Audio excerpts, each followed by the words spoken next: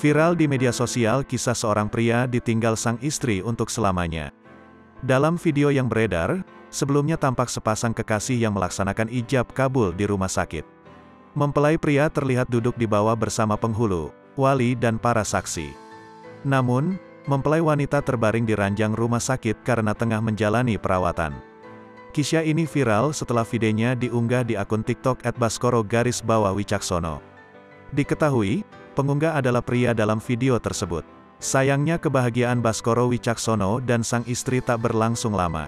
Pasalnya, Baskoro harus ditinggal mati istrinya yang diketahui bernama Anggun. Terlihat pula makam dengan nisan yang tertulis nama perempuan berhijab tersebut. Sampai jumpa di keabadian, akan aku ceritakan perjalananku setelah tanpa kamu di bumi. Tulis Baskoro Wicaksono dalam unggahannya seperti dilansir dari Tribun Style, Rabu, tanggal 20 April tahun 2022. Dalam unggahan lainnya, Baskoro menunjukkan kenangannya dengan mendiang Anggun. Mereka terlihat menghabiskan waktu dan tertawa bersama.